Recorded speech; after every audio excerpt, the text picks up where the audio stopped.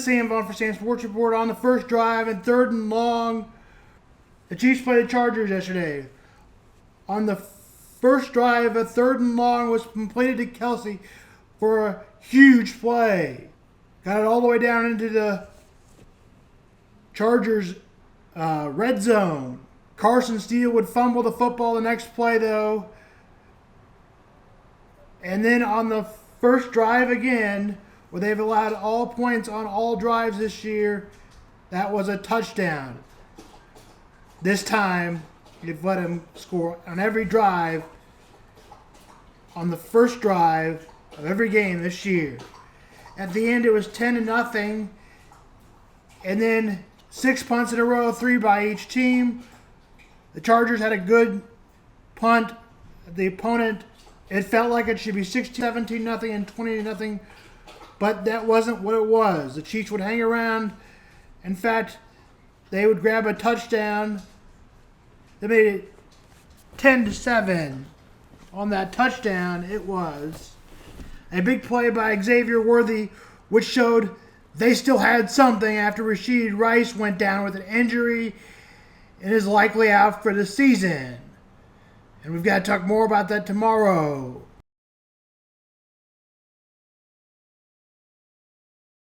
Their best player on the team so far, the best player on the team so far, Rashee Rice.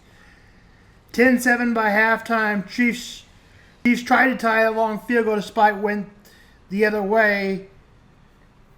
It looked good enough on TV, but that's not always the case.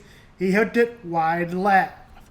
When it was 10-7 in the second half, the Chargers would get the ball back, but miss a field goal. The Chiefs, on another play, the Chargers decided, and Rizuki Ndama blew it up on 4th and 1.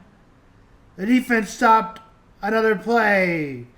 Felix Uzama and Duque stopped it. He made his biggest play of the career on a 4th and 1. A punt, and Neil Gray made a huge play to start the drive.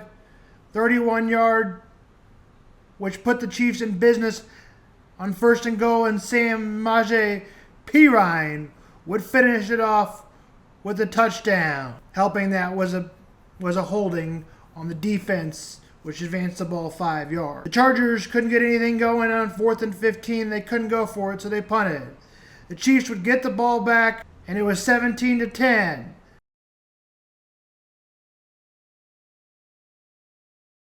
The defense made it so close yesterday, and coming back, that was the big key.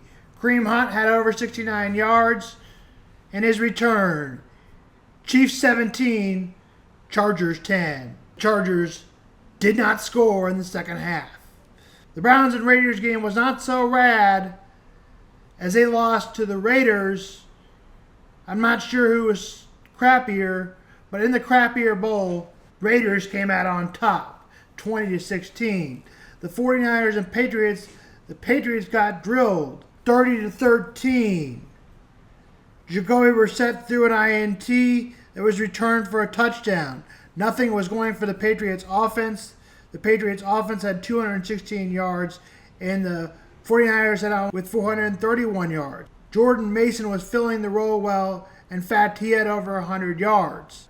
He is filling Christian McCaffrey's role. In fact, he is second in rushing in the NFL. So that's leading to good news. Again, 30-13. The Commanders and Jaden Daniels are going good so far. The third pick out of the draft, in which they went all quarterbacks in the first 3 picks, is the best player in the draft right now for the quarterback position. He put it all together. He did throw 1 INT and had only 1 touchdown on the rush, and threw for 3 touchdowns and threw for a touchdown through the air. Brian Robinson was really good. He had over 100 yards on the ground. Cardinals scored first as they opened with a big play. But after that, it seemed to be all over for the Cardinals. 27-7 was the score. And the Seahawks 15, but the Commanders score again and wrapped it up all up. It was 42-14. Now let's go on to the 12 o'clock games. The 12 o'clock games go to Sunday night game and then go to the 2 Monday night games. The Vikings squared off against the Green Bay Packers with Jordan Love making his return and Sam Darnold, so far comeback player of the year. It was 28-0 right out of the gates. And finally, the Packers did score a touchdown after being 28-0. Darnold had 3 touchdowns. It was 28-0. The Packers would make it really interesting as they would throw for 4 touchdowns. But would that be enough? The answer would be no, because they would get 3 more points added on for the Vikings, holding them off 31-29. The Vikings in the second half only scored 3 points, in which the Packers scored 28 to make things interesting. Final score was 31-29. The Jags and Texans were involved in the second most interesting game of the day. The Steelers lost their first game of the year, but it wasn't Justin Fields' fault. He had 312 and a touchdown. The Colts took it without the Colts' injury to Anthony Richardson, but that was not that big of a deal. He could come back on the field, but Joe Flacco took over instead. My question would be, do you really want Anthony Richardson, who hasn't done much this year at all, or do you want Joe Flacco, who led his Browns last year to a playoff and won the comeback player of the year? The Steelers would get it on to them, got the ball down to the own 40, but would miss all 4 plays, incomplete. The Steelers got it all the way down to their own 40, but missed the next 4 plays. There was an incomplete pass by Justin Fields, which made the Steelers drop to 3-1. The Colts 2-2, 27-24. Jaguars dropped to 0-4 as the Texans hold on late. Jaguars make a field goal to get them back the lead. The Texans didn't score again until Nico Collins threw from the 26 on a deep pass. The Jaguars got 2nd and 4 and a first down gain up to the 6. And on a first play, they couldn't get it right by C.J. Stroud, but C.J. Stroud rushed it in to give the Texans a lead, 24-10. The Jaguars would later play the latter game on 2nd down after they couldn't get the long pass to be completed. The Saints and Falcons squared off. The Falcons got a touchdown on a way of a fumble after the Saints thought they had him stopped. Taysom Hill scored to make it 7-7. And then a throw by Kirk Cousins, 14-7 all the way, which made the Falcons now have the lead back. But the Saints now have the lead back, which was 14 unanswered points. A field goal and a touchdown gave back the Falcons a lead. The touchdown was a huge play to Troy Anderson for 47 yards. Interception return.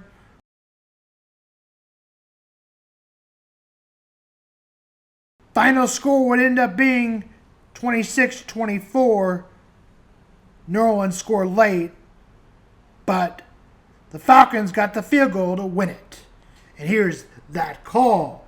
Broncos and Jets. Aaron Rodgers wasn't great. Neither was Bo Nix, but he did have the 1 touchdown in the game. Other than that, it was a mix-up of defenses. The Broncos took the game 10-9 because of the touchdown.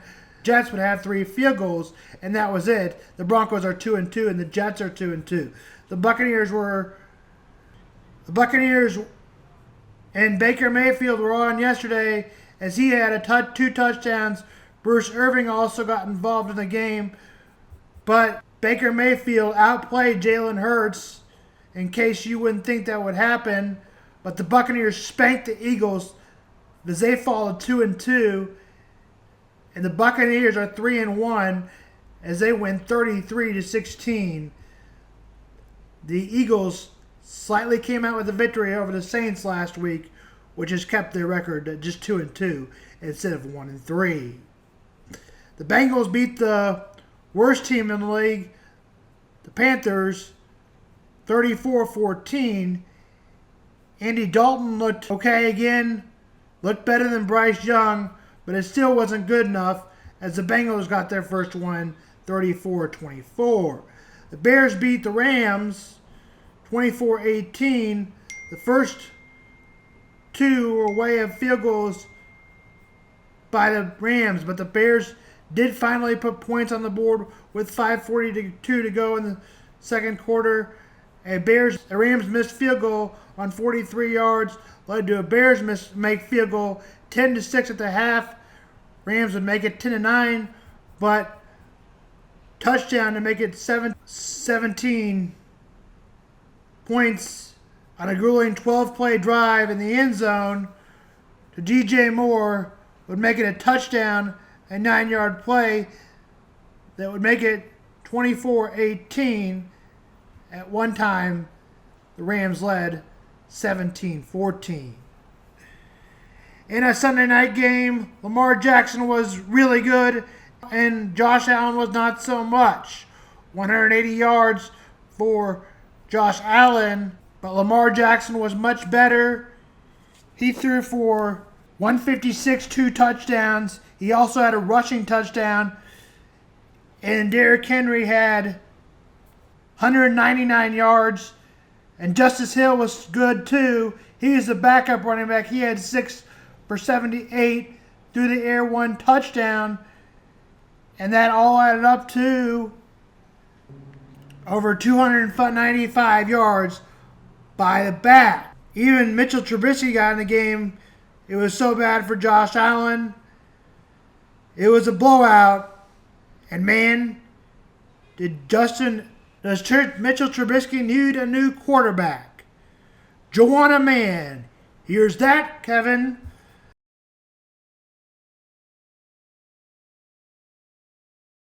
The two parable quarterbacks will play it out on Monday night as Tua Tagovailoa, who is hurt, will be not Skylar Thompson, who drops to third. It'll be Tyler Huntley, who gets a start for the Dolphins. He has not been at all good. And the Titans hope somebody can lead them their way as Calvin Ridley or DeAndre Hopkins hope to lead it. That way, I assume it'll be Will Levis for the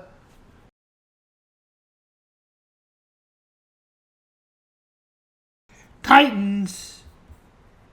And that way it will be who can catch the ball, Calvin Ridley or DeAndre Hopkins of the Titans, or will be Justin Waddle and Tyreek Hill.